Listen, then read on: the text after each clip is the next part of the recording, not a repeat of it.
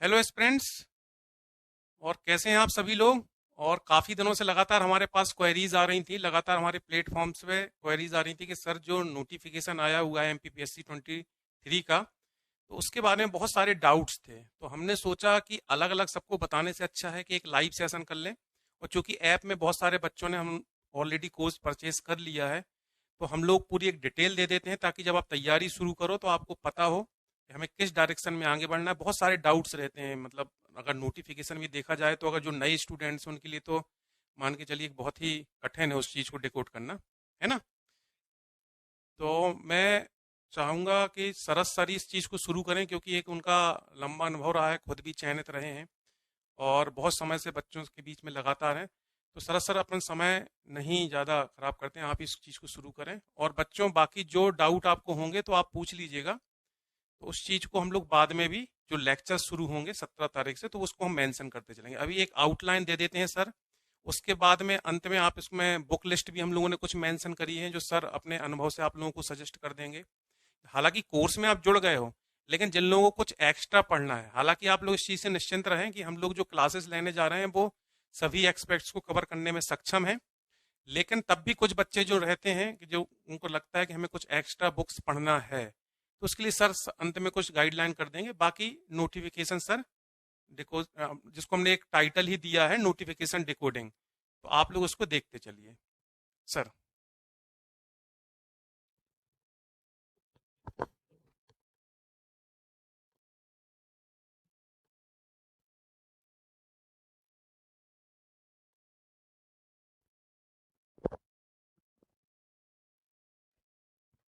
नमस्कार दोस्तों। अ, आप देख पा रहे हैं स्क्रीन पर आपको 2023 का जो नोटिफिकेशन है वो दिख रहा होगा।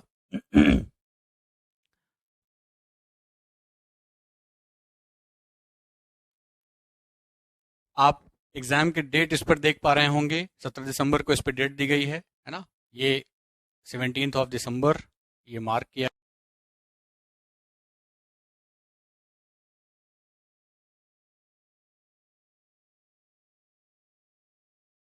शुरू होगा ये।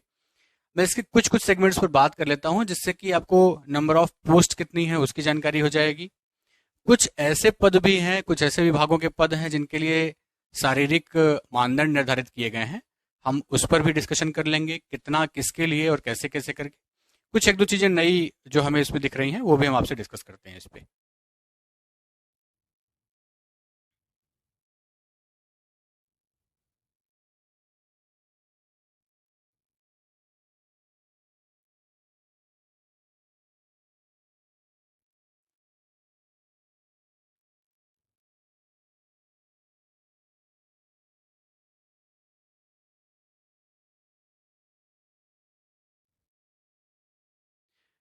देखिए,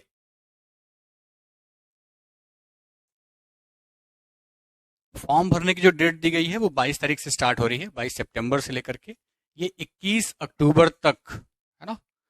12 बजे तक ये दोपहर के ओपन रहेगी। इसमें त्रुटि सुधार, अगर आपसे फॉर्म में कुछ मिस्टेक हो जाती है, आप देख रहे हैं 25 तारीख से इसको इनिशिएट कर दिया जाएगा। वो हम आगे अभी कहीं पर इस पे देख लेंगे किसी सेगमेंट में।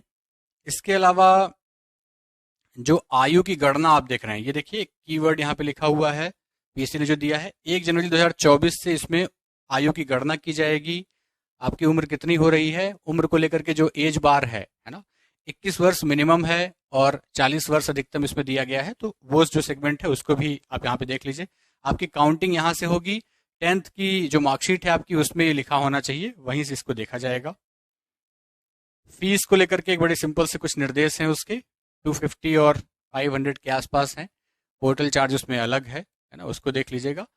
त्रुटि सुधार के संबंध में ये पीएससी ने एक बात कही है, वो जो मैं अभी पहले बोल गया आपको, कि 25 तारीख से लेकर के 23 अक्टूबर तक ये आपका जो है, अगर आपसे फॉर्म में ऐसा लगता है कि कुछ गड़बड़ी हुई है आप उसको करेक्ट कर सकते हैं। 22 तारीख से फॉर्म आपका डेट आपकी शुरू हो रही है यहाँ पर, है ना, और 25 से ही त्रुटि सुधार शुरू होगी, तो उसको भी देख लीजिए एक बार।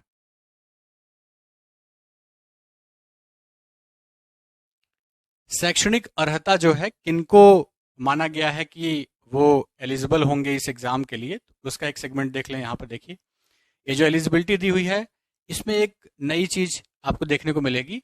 यहाँ पीएससी ने लिखा है कि ऐसे बच्चे जो स्नातक में उत्तीर्ण हो गए हैं, यानी जो ग्रेजुएट हो गए हैं, वो भी इसके लिए एलिजिबल हैं, और स्नातक के जो अंतिम वर्ष में पढ़ाई कर रहे हैं वो भी इसके लिए एलिजिबल हैं। ठीक है, ये दोनों ही सेगमेंट हैं, उनको देख लीजिए। रोजगार पंजीयन में मुक्त किया गया है, मतलब आपके पास अगर रोजगार पंजीयन नहीं है तो भी आप एग्जाम दे सकते हैं। हाई कोर्ट का एक जो केस था उसका हवाला यहाँ पे दिया गया है, पीएससी ने अपने नोटिफिकेशन में उसकी बात कह दी है। प्रवेश पत्र कैसे डाउनलोड करेंगे इसको आप देख लेंगे। सामान्य निर्देश हैं जो पीएससी अपने सेंटर पे रखती है। भर्ती नियम है, आयु की सीमा जो है, मूल निवासी प्रमाण पत्र, रोजगार पंजीयन को लेकर के यहाँ पर एक सामान्य चर्चा की गई है। सिलेबस को लेकर के यहाँ पर देखिए पाठ्यक्रम का निर्धारण किया गया है। प्रेजेंट में जो वैकेंसी आई हुई है उसको लेकर के सिलेबस में कोई बदलाव नहीं है। जो सिलेबस पहले से आप देख रहे हैं उसी को यथावत रखा गया है, उसी को पढ़िए, टू द पॉइंट पढ़िए। ठीक है।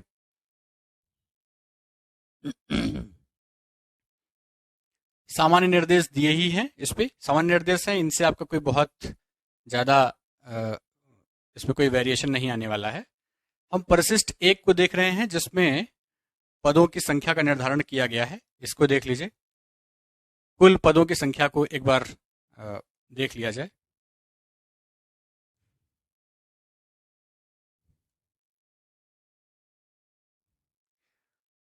कुल पद 227 है, ये देखिए लिखा हुआ है, मैं यहाँ पर कहीं पर लिख दे रहा हूँ 227 पद कुल पद हैं। ठीक है, इन पदों का निर्धारण भी कैसे किया गया है, किस किस कैटेगरी में कितने हैं, उनको पूरी लिस्ट में दिया हुआ है। क्लास 2 के जो पद हैं वो आप देख पा रहे होंगे, इस स्क्रीन पर ही आप देख पाएंगे। देखिए 1 2 3 4, हम इसको अलग से भी पीएससी का नोटिफिकेशन आपको जारी करके उस पर दिखा देंगे। शुरू के जो 4 पद आप देख रहे हैं, देखिए सबसे ऊपर जो पहले नंबर पे लिखा हुआ है ये डेप्यूटी कलेक्टर को लेकर के दिया हुआ है ना। राज्य प्रशासनिक सेवा उप जिला अध्यक्ष के लिए है, 27 पद आपको यहाँ पे दिखाई दे रहे हैं। देन उसके बाद क्लास 2 में ही दूसरा पद है डीएसपी का, जो होम डिपार्टमेंट के अंडर में आता है, गृह विभाग के अंडर में, और इसके 22 पद यहाँ पे आपको देखने को मिल रहे हैं। अलग अलग कैटेगरीज में है, ये लिस्ट आपके सामने डली हुई है, इसको देखते चलिएगा। तीसरा जो पद आप देख रहे हैं क्लास 2 में, वो पंचायत एवं ग्रामीण विकास विभाग का है। जो पद का नाम है वो है मुख्य कार्यपालन अधिकारी जनपद पंचायत, है ना। जनपद सीईओ जिसको हम आम भाषा में कहते हैं, वो एक पद है। उसी विभाग का एक अगला पद है विकास खंड अधिकारी, ब्लॉक डेवलपमेंट ऑफिसर। ठीक है, तो ये क्लास 2 पद हैं। क्लास 3 पद जो आप देख रहे हैं उसमें आपको 5वें नंबर पे नायब तहसीलदार दिया हुआ है। हालांकि इसमें अभी हाल ही में शासन ने इसमें एक पत्र जारी किया है जिसमें उसने नायब तहसीलदार के पद को क्लास 2 घोषित कर दिया है। बट चूंकि हमारे नोटिफिकेशन में ये क्लास 3 में दिया हुआ है, तृतीय श्रेणी कार्यपालिक में, तो हम इसको अभी काउंट करके चल रहे हैं। अगर उसमें ये कोई बदलाव करते हैं तो कोई अधिसूचना ये बाद में जारी करेंगे। ठीक है, नायब तहसीलदार को प्रेजेंट में जो है वो क्लास 2 की जो श्रेणी आप देख रहे हैं उसमें घोषित किया गया है। वाणिज्यिक कर विभाग का एक पद है आबकारी उप निरीक्षक, जो एक यूनिफॉर्म वर्दी वाला पद है डीएसपी के अतिरिक्त, है ना, वाणिज्यिक कर विभाग का है, इसके पद हैं यहाँ पे। इसके बाद नगरीय विकास और आवास विभाग के अर्बन डेवलपमेंट डिपार्टमेंट का सीएमओ क्लास 3, सीएमओ सी जो आप देख रहे हैं जिसको श्रेणी ग लिखा हुआ है, उसके पद हैं यहाँ पे। और लास्ट में जो है सहकारिता विभाग का पद आप देख रहे हैं, सहकारिता निरीक्षक का। ठीक है, तो सहकारिता विस्तार अधिकारी, सहकारी निरीक्षक जो है, इसके पद हैं। इस प्रकार टोटल जो संख्या आप देख रहे हैं अभी जो हमने लिखी थी, है ना, वो 227 227 कुल पदों के लिए ये परीक्षा 17 दिसंबर को आयोजित होगी, है ना। इसके संबंध में आपको जानकारी दी गई है। कुछ और बिंदुओं पर इसकी चर्चा कर लेते हैं। आरक्षण के प्रावधान एज इट इज हैं। इसमें कुछ जो न्यायाधीन जो मामले हैं उनके बारे में आपको फिर से एक बार अवेयर कर दूं कि कोर्ट के पास में जो भी चीजें अंडर ट्रायल में हैं, 87 और 13% के जो केसेस पुरानी पीएससीओ के चल रहे हैं, इस मामले में भी ये लिखा हुआ है कि अंतिम में जब इस पर निर्णय होगा, जब रिजल्ट आएगा, तो वो भी अदालत के जो न्यायाधीन प्रक्रिया है उसी के तहत उसको सॉल्व किया जाएगा। ठीक है, उन्हीं पदों को जिनकी जानकारी ऊपर दी गई है, यहाँ पर क्लासिफिकेशन अलग तरीके से आरक्षण वार दे दिया गया है। इनको एक बार देख लीजिएगा नोटिफिकेशन में, है ना। ये कुछ अलग से चीजें नहीं हैं। इसमें दिव्यांगता, महिलाएं और हॉरिजॉन्टल और वर्टिकल जो रिजर्वेशन होता है उसके बारे में भी डिटेल है। मैं आपको क्लॉज में भी उसको मेंशन कर दूंगा, तो उसको भी एक बार आप देख लीजिएगा। विज्ञापन की तिथि यहाँ पे दिया हुआ है, जो चीज़ें आपको अवेयर है मैं एक बार फिर से उसको रिपीट कर दे रहा हूँ। 22 सितंबर से आपका ये फॉर्म भरने की डेट स्टार्ट होगी, 21 अक्टूबर तक ये जाएगा। 25 सितंबर से जो है इसमें त्रुटि सुधार, अगर आपसे फॉर्म भरने में कोई मिस्टेक हो जाती है, इसको इत्मीनान से भरिए। 23 अक्टूबर तक आपको सुधार के लिए वो समय दे रहा है। एक अच्छा वक्त तो पीएससी आपको प्रोवाइड कर रही है, इसका यूटिलाइज करिए। अगर आप कोई गलत डेटा भर देते हैं तो आपके अंतिम चरण इंटरव्यू के बाद आपका जो सिलेक्शन है उसमें जब वेरिफिकेशन होता है तो उसमें दिक्कतें जाती हैं। तो बहुत गंभीरता के साथ में, बहुत सिंसियरिटी के साथ में इसको फॉर्म को फिल करिए, ठीक है। 8 दिसंबर जो डेट आप देख रहे हैं, आपका प्रवेश पत्र जारी हो जाएगा और 17 दिसंबर को आपका एग्जाम है। ये आपकी बुलेट डेट है ना, इसको ध्यान रखिएगा। चलिए आगे देखें। 3 चरणों की परीक्षा है, वो आप सभी को आइडिया है इस पे, है ना। यहाँ पर पीएससी ने एक पॉइंट कहा है जो शायद आपको जानना चाहिए, आप में से बहुत सारे लोग इंटरेस्टेड भी हैं। प्रीलिम्स के एग्जाम होने के बाद उसमें कुछ क्वेश्चंस में डिस्प्यूट्स होते हैं, तो पीएससी ने यहाँ पर एक बात कही है कि उत्तर कुंजी जो है वो आयोग की वेबसाइट पर प्रकाशित कर दी जाएगी। जिनको आपत्तियां लेनी है, जिनको ऑब्जेक्शन है कि कोई आंसर उनके हिसाब से ऐसा लगता है कि सही है और शायद पीएससी ने गलत आंसर दिया है, आपको 7 दिवस के अंदर उस पर ऑब्जेक्शन लेना होगा। फिर पीएससी ने यही कहा है कि अगर उसके बाद आप आवेदन करते हैं तो आपके अभ्यावेदन पर कोई भी विचार नहीं किया जाएगा। प्रत्येक प्रश्न के लिए उसने 100 रुपए जो कि नॉन रिफंडेबल है और पोर्टल शुल्क 40 रुपए जो है वो अलग से देने की बात कही है, ये आपको ध्यान रखना है। हालांकि पीएससी ने यह भी कहा है कि उसकी जो एक विषय विशेषज्ञों की समिति है वो जो निर्धारित करती है, अंतिम निर्णय उसी का माना जाएगा, ठीक है। इसमें कहीं पर उसने ऐसा लिखा है, हम देख लेते हैं।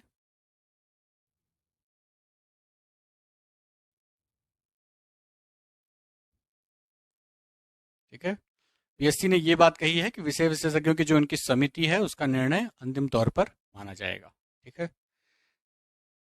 जो इस बार का एग्जाम है वो मध्य प्रदेश के 52 जिलों में उसका सेंटर निर्धारित किया गया है। 53वां जिला जो है मऊगंज, वहां पर इसको अभी शेड्यूल नहीं किया गया है, तो ये आप ध्यान रखिए कि जो पहले से प्री एग्जिस्टिंग जो 52 जिले हैं वहीं ये ऑर्गेनाइज किया जाएगा, ठीक है।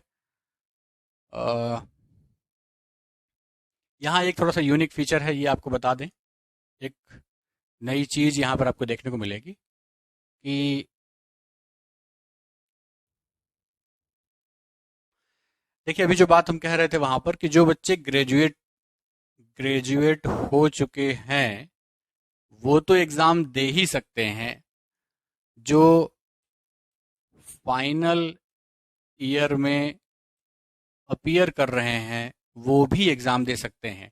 पीएससी ने अपने क्लॉज 7 पॉइंट में लिखा है न्यूनतम शैक्षणिक योग्यता, ठीक है। इसमें वो कह रहा है, इस पूरे डेटा को आप पढ़ेंगे तो इसमें आपको समझ में आएगा कि उसने कहा है कि आपका अगर कोई बच्चा जो कि फाइनल ईयर में अपीयर कर रहा है और उसकी उम्र की सीमा जो निर्धारित सीमा है उसको उसने प्राप्त कर ली है, वो एग्जाम में अपीयर हो सकता है, ठीक है। इस क्लॉज को बताने का मतलब आपको यही था, ठीक है।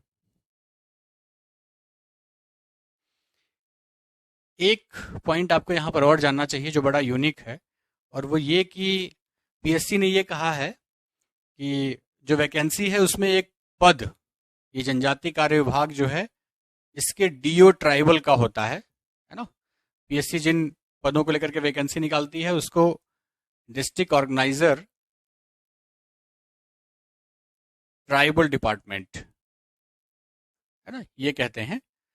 उन्होंने इसी क्लॉज में लिखा है, जो क्लॉज नंबर 7 है उसका पॉइंट नंबर 3 है, उन्होंने इसमें लिखा है कि अगर कोई बच्चा जिसका ग्रेजुएशन में सब्जेक्ट सोशोलॉजी था उसे इस पद के लिए वरीयता दी जाएगी, प्राथमिकता दी जाएगी। उन्होंने ये लिखा है कि अगर 2 ऐसे बच्चे हैं जिनके मार्क्स इक्वल हैं सिलेक्शन में, पीएससी के सिलेक्शन में, अधिमान्यता से तात्पर्य है कि समान अंक होने की स्थिति में अंतिम चयन में उस बच्चे को प्राथमिकता मिलेगी जिसका स्नातक स्तर पर समाजशास्त्र एक विषय है, ठीक है। तो सोशोलॉजी को लेकर के बहुत सारे लोग तैयारी करते हैं, संविदा शिक्षक की और अन्य जगहों पर भी उन लोगों ने, यूपीएससी के कई लोगों के ऑप्शनल सब्जेक्ट होते हैं, है ना, तो इन लोग को फायदा मिलेगा इस जगह पर यहाँ पर, ठीक है। तो ये भी ध्यान रखें।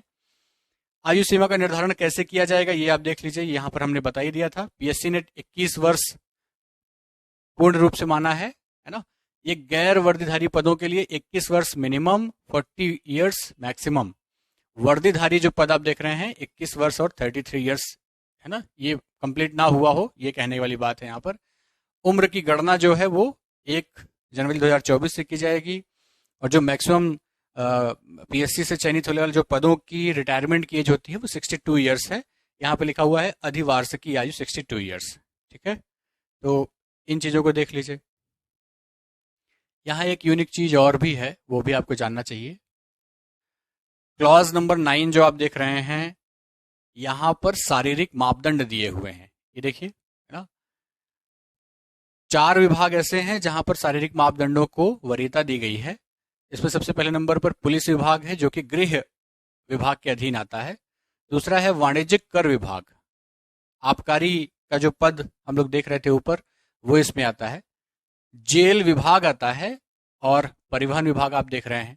ये 4 विभाग जो हैं ये वर्दीधारी पदों के लिए शारीरिक मापदंड इसका निर्धारण करते हैं। ठीक है, निर्धारण क्या है वो तो यहाँ पे लिखे हुए हैं। फिलहाल सिर्फ इतना मैं आपको बता दूं कि हाइट जो है वो 168 पुरुषों के लिए है, 155 महिलाओं के लिए है। ठीक है, आई साइट को लेकर के, आंखों का विजन जो आप देख रहे हैं, इसको लेकर के कोई बहुत गंभीर इनमें मापदंड नहीं होते हैं, बहुत गंभीर नहीं होते हैं, मैं सिर्फ ये कह रहा हूँ। और अगर चीज़ें नॉर्मल रेंज से थोड़ी सी भी इधर उधर हैं तो वो चीज़ें कंसीडरेबल होती हैं, कोई दिक्कत नहीं है इसमें। ठीक है, तो ये शारीरिक सीमा को लेकर के जिन लोग के प्रश्न थे उनको हमने देख लिया है।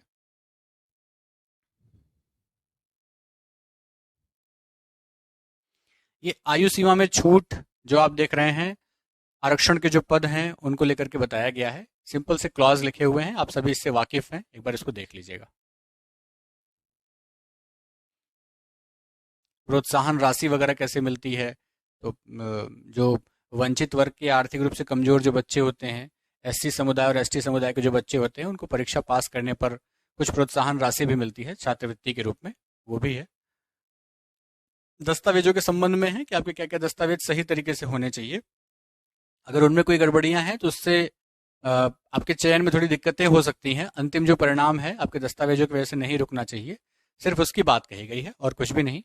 वही सारे दस्तावेज हैं, है ना, आपकी मार्कशीट्स वगैरह हैं, मूल निवास का प्रमाण पत्र है, जाति प्रमाण पत्र आपका है, आप जिस भी चीज़ को लेकर के अप्लाई कर रहे हैं, मान लीजिए कि आप आर्थिक रूप से कमजोर वर्ग से हैं, ईडब्ल्यूएस का लगा रहे हैं, तो वो सारे सर्टिफिकेट्स को लगाइए।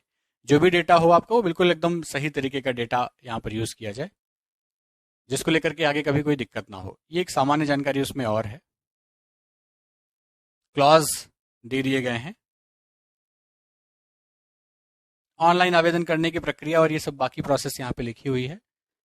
दोस्तों ये तो नोटिफिकेशन है जो 227 पोस्ट के लिए आया हुआ है।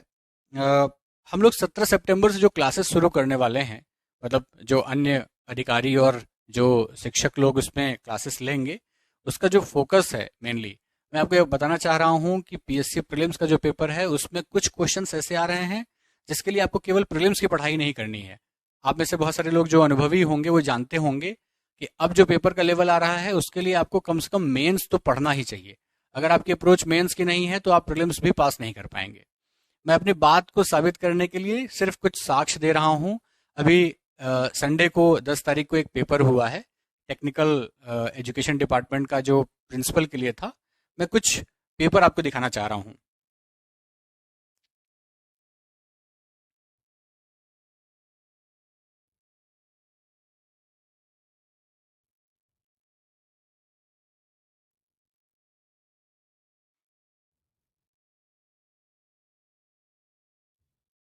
दोस्तों ये अभी 10 तारीख का जो एग्ज़ाम हुआ था उसमें आया हुआ पेपर है।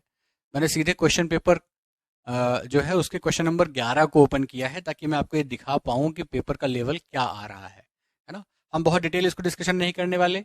इस पेपर को दिखाने का ऑब्जेक्टिव सिर्फ इतना सा है कि आप इन डेप्थ स्टडी करें, ठीक है ना। मैं अभी इसके बाद एक सिंपल सी बुक लिस्ट भी सजेस्ट करता हूँ, एक स्ट्रेटजी भी मैं डिस्कस करता हूँ। आपके लिए जितना भी बेनिफिट उसमें मिल पाए वो आप देखिए। आपके अगर कुछ सवाल होंगे तो आप डायरेक्टली कॉल करके भी पूछ सकते हैं। आप देखिए यहाँ एक प्रश्न दिया हुआ है, निम्नलिखित में से कौन सा पहाड़ियों का समूह पश्चिमी सतपुड़ा श्रृंखला में स्थित है ना। प्रीलिम्स के क्वेश्चन में इस आंसर को वही दे सकता है जिसने या तो ज्योग्राफी में उसको देखा हो, पहाड़ियों को मैपिंग करके पढ़ा हो उसको, या जिसका मेंस का नॉलेज अच्छा होगा और जो चीज़ों को बहुत डेप्थ में जानता होगा वही इसको डील कर पाएगा। ठीक है, ये एक आध क्वेश्चन मैं आपको यहाँ पे दिखा रहा हूँ, लेकिन ऐसी पूरी की पूरी एक क्वेश्चन की सीरीज है। इस पेपर में लगभग 30 से 35 क्वेश्चन एमपी के आए हैं और ये पूरे के पूरे ही प्रश्न बहुत अच्छे लेवल के हैं। तो पीएससी का जो स्टैंडर्ड है, ठीक है, उस पर थोड़ा सा अपन वर्क करें और अपन ये मान के चलें कि आपको मेंस की तैयारी करनी है, तभी जाकर के आप प्रीलिम्स पर काम कर पाएंगे। कुछ और प्रश्न मैं आपको दिखा देता हूँ। बाकी जब टीचर्स इसको डील करेंगे, अपनी क्लास जब वो लेंगे, तो आपको लगभग इस लेवल का पेपर और एमसीक्यू में पर डे और उनका जो लेक्चर होगा उसमें वो पूरा डिटेल में बताएंगे। आपको मेंस के क्वेश्चंस तक वो बताएंगे डील करके कि कैसे लिखा जाता है और क्या कुछ है ना, जो हम लोग सेशन रखने वाले हैं उस पर। जैसे ये एक प्रश्न है, इसको भी देखिए।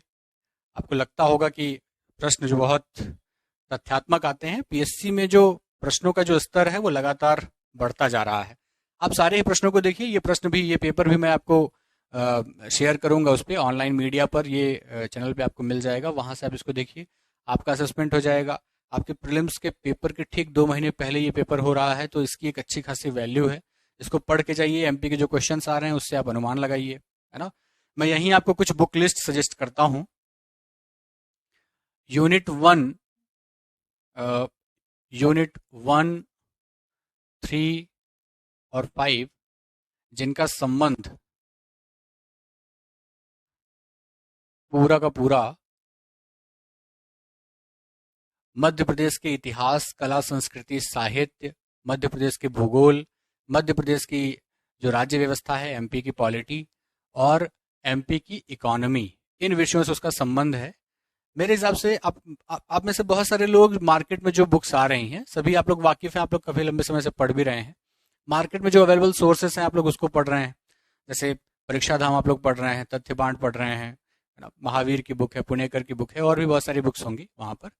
देखिए, सारी किताबें आप लोग रेफर कर रहे हैं, ठीक है, आपका जो भी अपने स्तर पर जो नॉलेज है उसको रेफर करिए, बट कोशिश करिए कि अपना खुद का एक नोट्स बनाएं, है ना। बहुत सारी जगहों से आप चीज़ों को कलेक्ट करके अपना एक खुद का नोट्स बनाएंगे, तो आप ध्यान रखिएगा कि आपने चीज़ों को कंपाइल किया है, आपने चीज़ों को गैदर किया है, और आपने जो अपने नोट्स बनाए हैं वो लास्ट टाइम पर बहुत काम करने वाले हैं।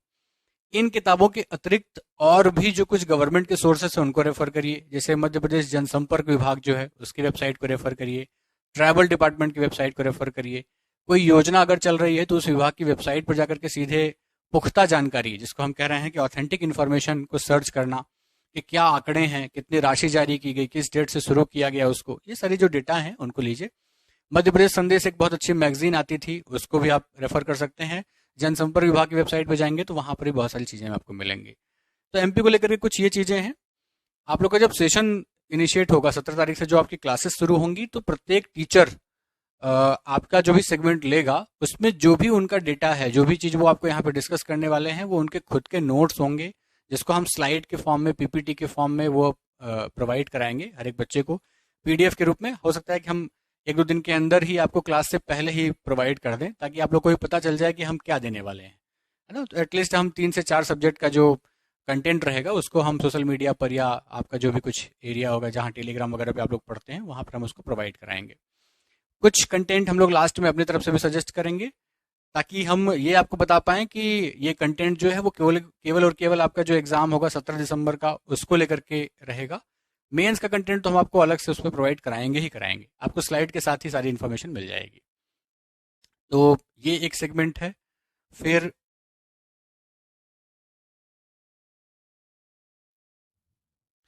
दूसरे सेगमेंट में देखिए, यूनिट 2, 4 और 6, ये भारत के संदर्भ में है ना। जैसे मध्य प्रदेश राज्य के विषय में बात हो रही थी, वैसे ही राष्ट्रीय स्तर पर, देश के स्तर पर जो सवाल आपसे पूछे जाएंगे। मैं इंडिया लिखने से थोड़ा सा बचना चाह रहा था, इसलिए मैंने भारत लिखा वहां पे, ठीक है। और भारत यानी राष्ट्रीय स्तर की जो जानकारी होगी, जैसे यूनिट 2 जो आप देख रहे हैं वो भारतीय इतिहास है ना। तो प्राचीन इतिहास, मध्यकालीन और आधुनिक भारत, ये तीनों ही सेगमेंट हैं। प्रीलिम्स में थोड़ा सा मॉडर्न इंडिया जो है, आधुनिक भारत, उसके क्वेश्चंस ज्यादा होते हैं तुलनात्मक रूप से मध्यकालीन और प्राचीन इतिहास से, थोड़ा सा उस पर वेटेज ज्यादा कर लीजिएगा। यूनिट 4 जो आप देख रहे हैं, इंडियन जो ज्योग्राफी है, बट कहने के लिए केवल इंडियन ज्योग्राफी है, इसमें इंडियन, वर्ल्ड और फिजिकल, विश्व का भूगोल, भौतिक भूगोल और भारत का भूगोल, तीनों ही भूगोल उसमें शामिल हैं। सबसे अधिक प्रश्न जो है वो भारत के भूगोल से आते हैं। सेकंड नंबर पे जो क्वेश्चंस आते हैं वो भौतिक भूगोल से आते हैं। सबसे कम प्रश्न जो प्रीलिम्स के एग्जाम में आप देख रहे हैं वो वर्ल्ड ज्योग्राफी से आते हैं। इसी सीरीज में आप अपनी प्लानिंग भी कर सकते हैं। 6A जो आप देख रहे हैं ये पॉलिटी है, भारत की राज व्यवस्था है ना, यहाँ से भी ठीक ठाक क्वेश्चन आते हैं। जीएस के सेगमेंट में जहां से सबसे कम क्वेश्चन आते हैं वो है इकोनॉमी, भारतीय अर्थव्यवस्था से जो प्रश्न आते हैं वो सबसे कम है। आमतौर पर ये प्रश्न जो है वो करंट अफेयर से जुड़े हुए होते हैं या बजट से जुड़े हुए या किसी योजना विशेष से जुड़े हुए, किसी आयोग या किसी कमेटी से जुड़े होते हैं। तो इन चीजों को आपको फोकस करना है। जब क्लासेस स्टार्ट होंगी तो उसमें हम आपको इस पर पूरी फुल डिटेल्स देंगे।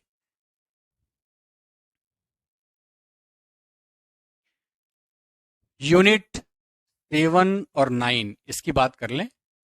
यूनिट 7 जो आप देख रहे हैं प्रीलिम्स की, यहाँ पे आपको बेसिक साइंस और एनवायरनमेंट इसका टॉपिक मिलेगा।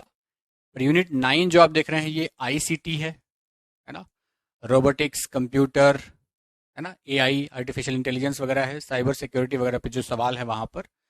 मार्केट में और टेलीग्राम वगैरह पर बहुत सारा कंटेंट है, आप उन सारे कंटेंट्स को रेफर कर रहे होंगे, कर ही रहे होंगे नो डाउट आप लोग। हम लोग सिर्फ अपनी क्लास के माध्यम से इसको प्रोसेस करेंगे। हमारी कोशिश रहे कि हम अधिक से अधिक क्वेश्चंस आप तक प्रोवाइड कराएं और कंटेंट जो भी कुछ है आप लुसेंट रेफर कर सकते हैं, जीएस के लिए करते ही होंगे आप लोग पढ़ ही रहे हैं। 2 महीने के अंदर आप कोई नई किताब लेकर के उसको स्टार्ट करेंगे तो वो बहुत सही ट्रैक नहीं होगा। इससे ज़्यादा बेहतर ये है कि आपने जो किताबें पढ़ी हैं उन्हीं को थोड़ा सा और पॉलिश कर लीजिए, कुछ और अपडेट कर लीजिए उसको करंट अफेयर्स वगैरह से। तो यही सारी इन्फॉर्मेशन है। बेसिक साइंस और पर्यावरण वाला जो सेगमेंट आप देख रहे हैं उसके लिए आप लुसेंट भी रेफर कर सकते हैं। मार्केट में बहुत सारी बुक्स आती हैं, उनको भी आप रेफर कर सकते हैं। ठीक है।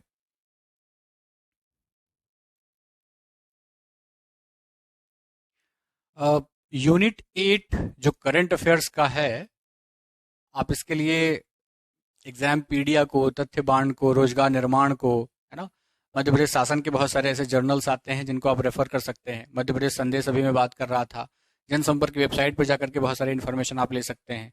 जो नई योजनाएं शुरू हो रही हैं उनके विभागों की वेबसाइट पर जाकर के आप इन्फॉर्मेशन ले सकते हैं। तो ऐसी चीजें आपको वहां से मिल जाएंगी और यही ऑथेंटिक सोर्सेस हैं।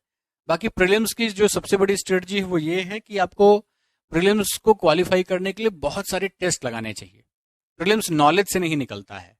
एक्चुअल में क्या है कि 100 क्वेश्चंस को जब आप एक सिटिंग में बैठ करके सॉल्व करते हैं तो वहां पे सबसे बड़ी तकलीफ ये है कि आपका जो फोकस है, जो कंसंट्रेशन है, वो थोड़ा सा भंग होता है।